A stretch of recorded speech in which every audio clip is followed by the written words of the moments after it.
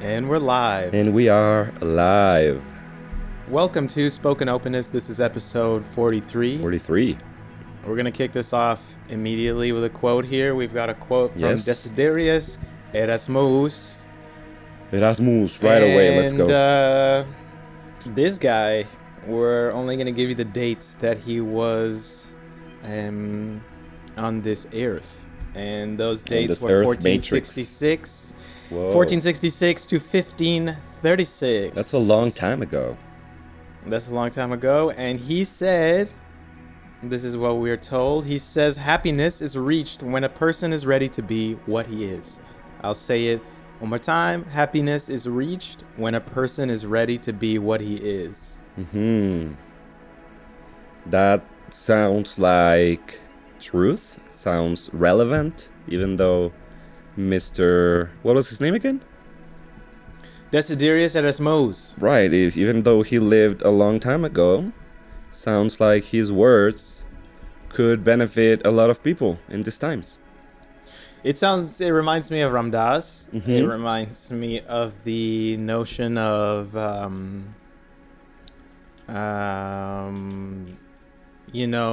be what you are, be here now.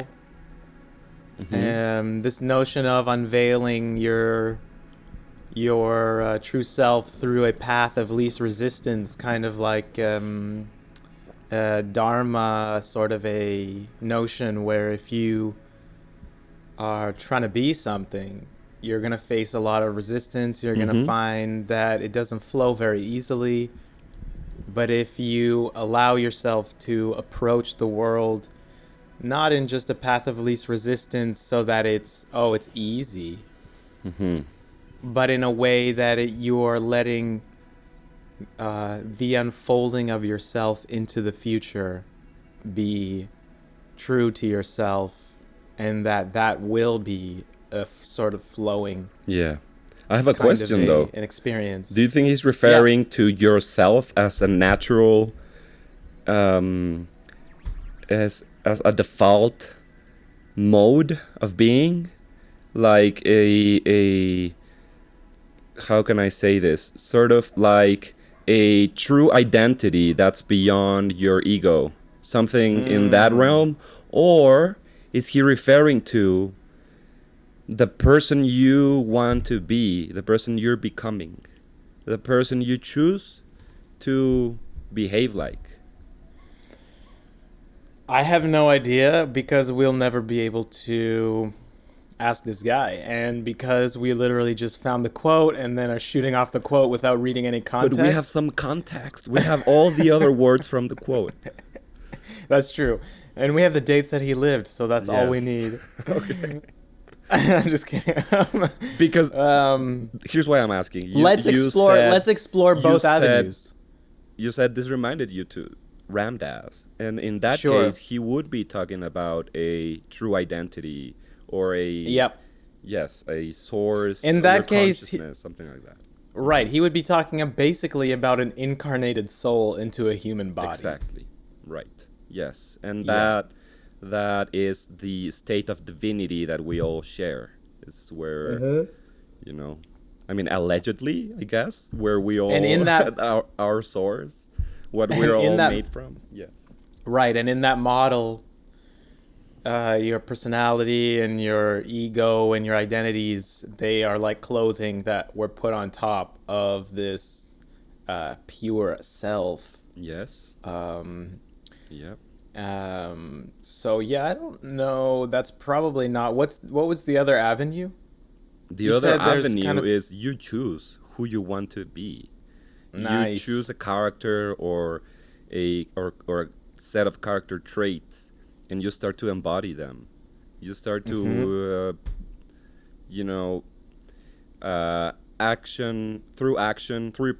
repeatable action, you start to transform malleable reality so that you become the person you are destined to become. Something nice. So in that sense, it would be almost like becoming who you would like to be. Yes. Is there a both and to this equation? Definitely there's a both and. Right? Yeah. Um, but let's say, for instance, that you are in a place where you have habits and patterns of behavior and action that you have learned, that you have grown into over however many years on this earth. Mm-hmm. And then at the same time, while your habits are going on, you have desires, wishes, goals, values that point you towards something that you consider to be more like an ideal. And in that situation, you are now faced with the judge of the future, because you say, okay, well, the judge of the ideal, and you're saying, well, here's the ideal. I'm not that. I'm Mm-hmm. these collection of habits that I've developed over this amount of time. Then in that situation, wouldn't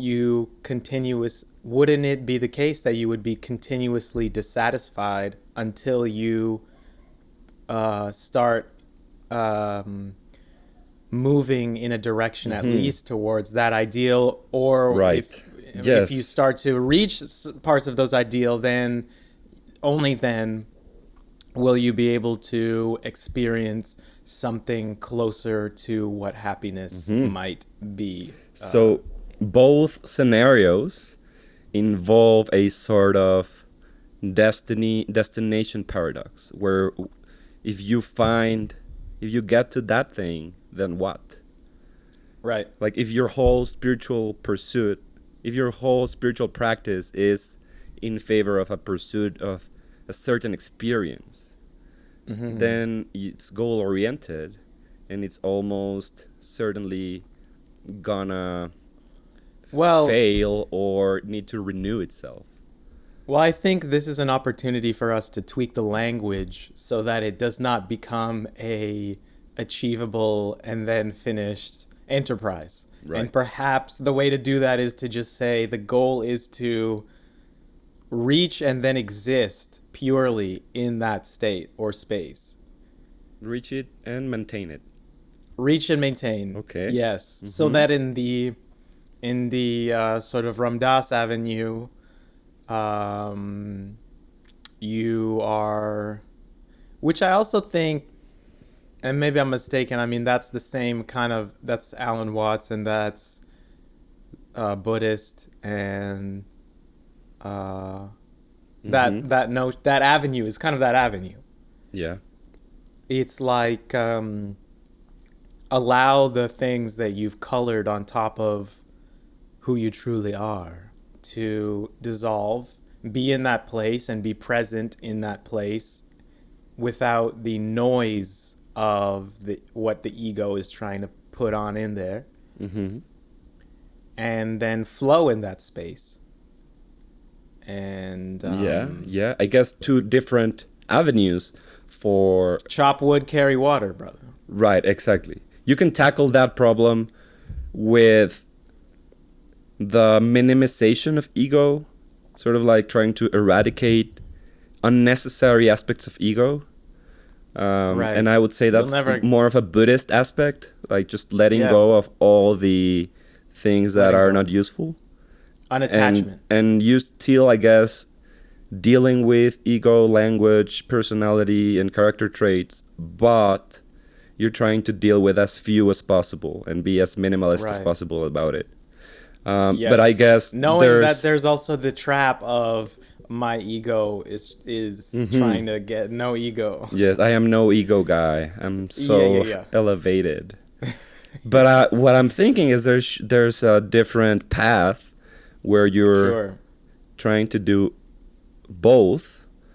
Like you're trying to, I guess, have a spiritual experience, have contemplation moments, meditative experiences, try to engage in CMs, MEs. philosophy and think beautiful things and think deep Nice. things, but you're not trying to, I guess, through the ego, instead of going a minimalist fashion, you try to, I guess, um, incorporate more useful habits and character traits and develop personality in a positive way instead of extinguishing it. Sort of Yes. like, and also trying to be social about it and impact the world through that Right. process. It's sort of like the yogi who decides to abandon the cave and not be a hermit anymore Yeah. and go into the city and start teaching. Right. It's like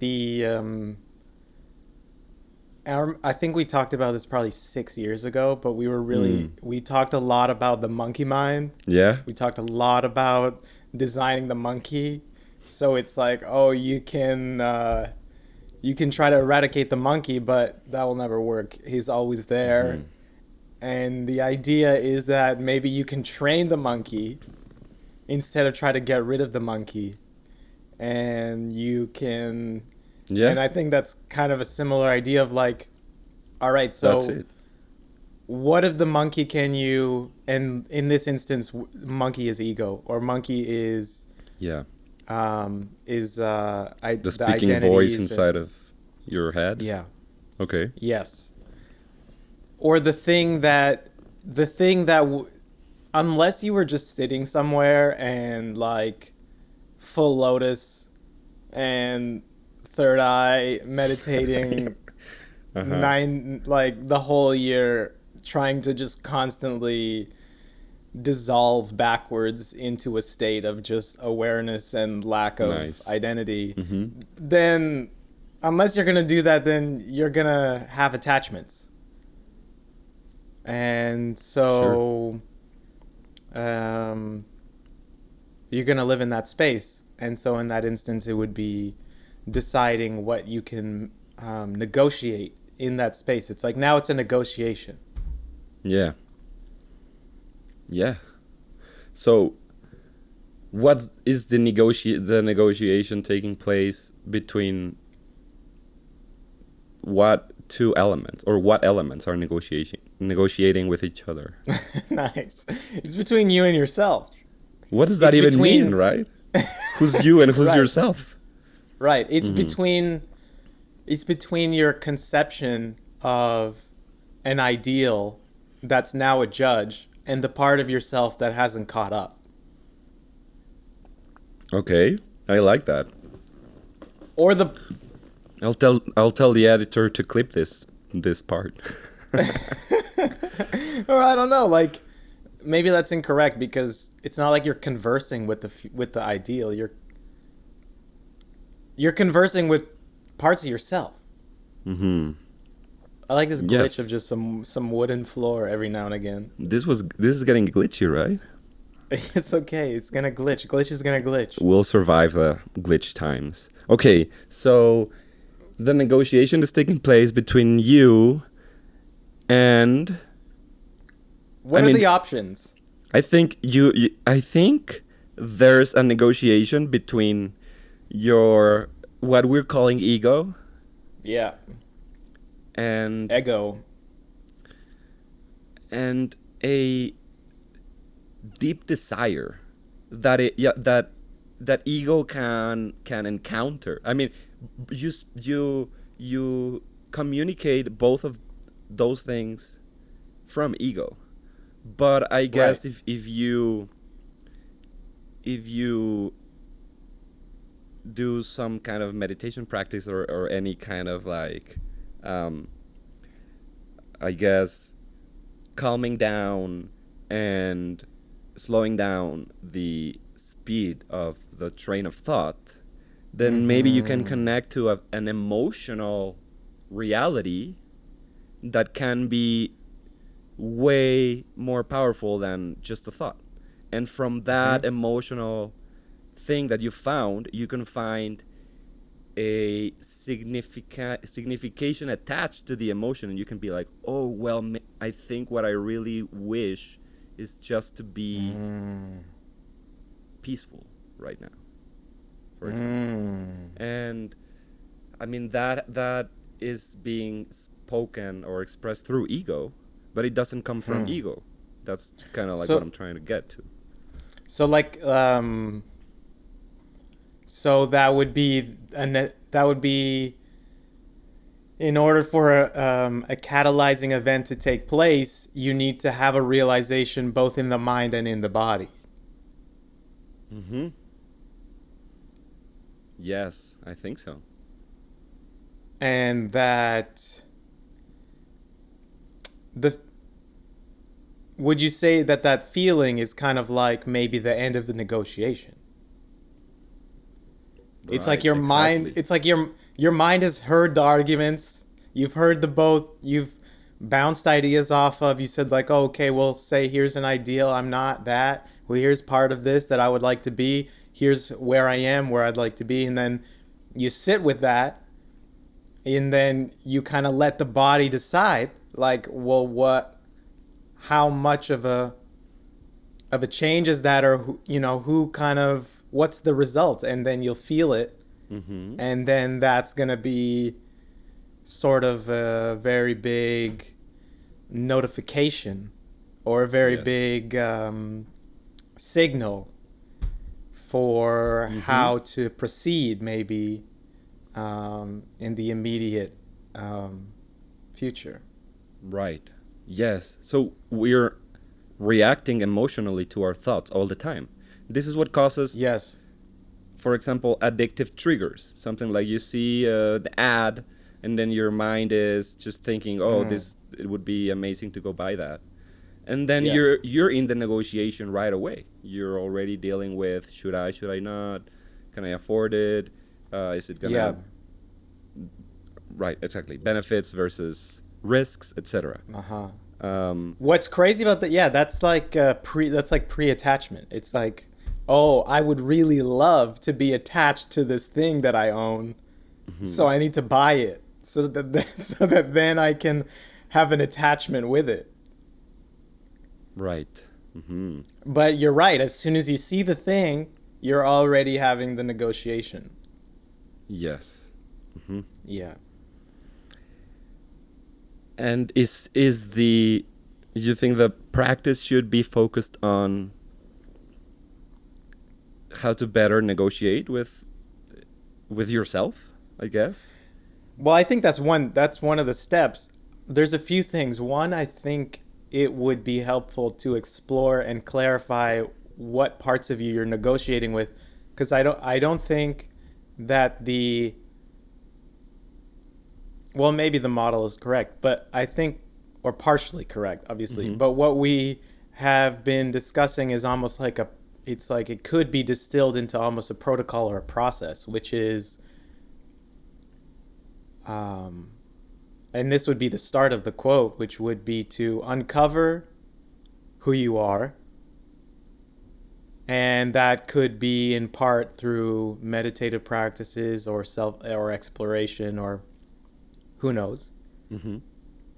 Then um, a distillation of who you want to be or that future ideal. And then a negotiation in your mind with sort of the intellectual aspects of that negotiation, Hmm. and then a period of um, absorb or of like an alchemical like boiling, letting it cook, letting it bake, Hmm. and then the result will be an emotional or body response Yeah. that tells you that gives you a feeling that would be a signal of importance, Yeah. importance, and direction. Okay. Okay. Clarity, maybe? That goes with direction. Because I was Mm-hmm. thinking that maybe a good analogy could be the acting process. When an actor Mm-hmm. starts to engage with a character, all you want to do first is understand who's this character, right? Right, And right, right, and and that's a lot of ego information, which right. is who What are the who you clothes that they are, where wear? you come from, where you're going, Yeah. and all of that. And I feel like after you got that down with direction and clarity and a sense of importance about all of this, then you can start to play with the character, make decisions, add emotions, right? Yeah. But then you're still not in the mastery of the character. You're still building it. Eventually, you're making choices. You get to living in the moment of that character, but all the ego and the emotions and the background, it's all integrated. 100%. Right? So that when you... Analogy? That's a great analogy. Nice. So you have like, basically you did all your homework, as they say. Mm-hmm. You've made all the choices. You've got all the lines. You've done all the paperwork. You have the backstory. You have the hopes and dreams. You have the wishes. You have the objectives. You have super objectives. You've got it all in there. Yeah. Then once you have that as the homework, I'm just reiterating what you just said. And then you have this bedrock within you, hopefully, inside somehow. You've integrated it into, you've like installed it into the place that you are behaving from. Like the thing that's deciding on the fly how to react. Mm-hmm. You try to get it in there. And then when you're standing across from a scene partner or it's go time, whether you're on set, whatever, then your job is to drop in, to let go of all of that intellectual aspect of it and to flow there and to be present. And and some of that will, or hopefully will, result in a different response than if you were just yourself in that scenario. And that's the goal, is to live truthfully in any given imaginary circumstance, while maintaining the intellectual clarity and direction that's needed, I guess. Because what this analogy beautifully presents is the balance aspect of the equation, I think. Because I don't know, I want to bring up depression for a second, because I think that in a lot of cases, depression is associated to like just being extremely tired of playing out the character that you're currently playing out, like just really needing to rest or not present yourself in that manner anymore, or something like that. It's almost like you've already done the negotiation with the future ideal, like in the background, and you're not really aware of that going on. Mm-hmm. Yeah. But you're feeling the result of that in your body. Nice. So there's an intellectual aspect of the equation that's unbalanced, and that's not letting the individual get to that point where everything's integrated and you're just dancing. Yeah. And so this is where focusing more on who you want to become, or what type of person you'd like to be in this world, is the question becomes. And the question becomes, what kind of people shall we be? Beautiful, as McKenna used to say. And so it seems that the both and maybe needs to have first the intellectual aspect sorted out, because that maybe then or no, I don't know, I'm backing off from that claim. I think it's like it's circular, like a vesica Pisces. You need both at the same time. Okay. Or a Taurus field. Yeah. It's a can't use negotiation. We already used it for the other. It's a back and forth between the intellectual and the body, and whether or not the stimulus arrives first to the mind or the body, it still needs to go through the process that involves both. Yes, because if you don't have the, I guess, spiritual or consciousness aspect, like you're not just your intellect, you're more than the collection of your thoughts. If you don't have that aspect, then you're just in an endless pursuit, like a game where you're just trying to continually grow eternally into who knows what. I Right. guess. I mean, Exactly. growth is so, I guess, Who in many knows? ways overvalued right now. Like it's all I about like. growth. Everything is growth, growth, growth. Yeah.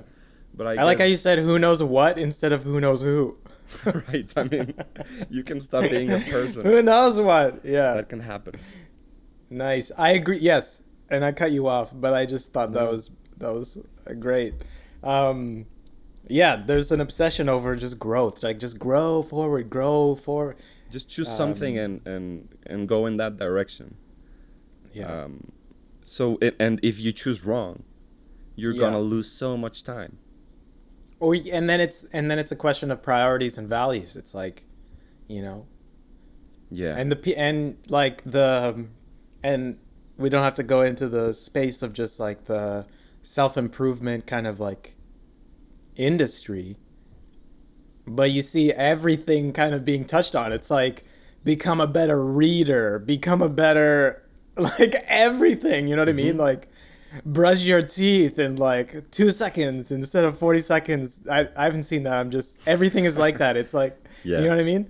Sleep 2 hours, like everything in your life. It's like improve everything. Yeah. It's like well, for what? For to become who or what? Why? Right, exactly. What? And Yeah. and that brings me back to a very similar combo that we Life had. hacks. Right.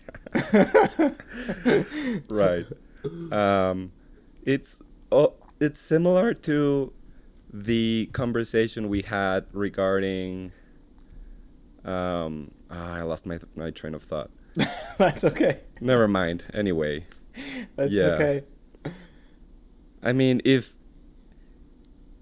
okay, here it About is. I recovered it. Okay, I recovered it. nice, nice, nice. Um, What happens when that happens? I won't. Okay, let's. What is it? What's up? if if you became overly obsessed with the quality of your intellect, your IQ, Mm. your Eek. in your intellect quality, your IQ, right? Yes, sir. um, that usually happens to I guess individuals who notice from an early stage that they are slightly smarter than everyone else, and then I guess those guys, because that's I'm not saying I'm not at all saying that's me. Okay, it sounds like I'm talking about other guys, and implying that on myself. I'm not. I'm saying just these other guys. They they prioritize intellectual quality because they notice that they're slightly smarter, and or their parents tell them, or like I It guess could I be don't the know, opposite, though.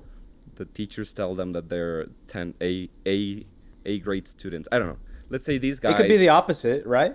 Okay, let's go to the opposite after I finish the thought. I'm down. Okay, Let's sorry. do it. I'm sorry. No, it's good. I'm trying to finish the idea that, and I might be wrong though. I'm an OP. If I'm an you opposition pusher. if you tend to think about all the different variables in something, if you tend to be the guy who thinks about the things that other people don't usually think about, you tend Mm. to think farther away from things, and you're better to add, I don't know, designing projects, or Yeah. I guess whatever. Like you can think of many more variables, and that because your intellectual capacity In is that one operating faster, space. right? In that one In that one space. space, it's like abstract Exactly. thinking.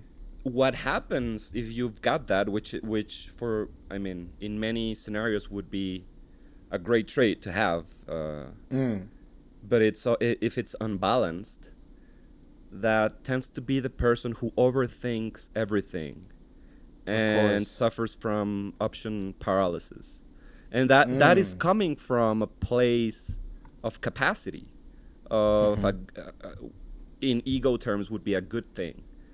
That would Mhm. be the thing that helps you advance in society, climb up professional ladders, or that Mhm. type of thing. But Mhm. it could also be a two-sided sword that Mhm. is the source of the unhappiness in your life, basically. Because you're always Nice. looking for the next thing and the next thing and the new variable and this thing that I haven't Yeah. thought about, and then you're Yeah. always in your head. Oh, and that's Yeah, and where I I was can relate bringing that. Nice. the previous combo, which is the difference between intellect and what was it? Intuition. I think we have a Nice. whole episode on intuition, and it's related. Yeah, and this could totally wave into like creative pursuits. Like I know both of us. Well, I don't need to speak for you. I can speak for me. Mm-hmm. Where I tend to, I'll come up with many different ideas and projects, and can even start them, but and I think that that's a overactivity of creative generation, but then execution is sort of a different aspect that hasn't been fine tuned or elevated to the same balanced level. Mm-hmm. Um, it reminds me, and this is just a joke, and we don't need to get into this, but it Okay. reminds me of the idea that like you need liberals to come up with ideas and conservatives to execute them. Uh-huh. But there's Yeah. just it's Sure. pointing at the idea that there's like different personalities that are that emerged in a slight unbalance and that in a fusion of these different areas of personality or Yeah. intellectual quality. Right. Right. And I think we're not talking about IQ, we're talking about quality of thinking, like different kinds of thoughts. Mm-hmm. Yeah. um but But also like the goal-oriented mind, I guess. yeah.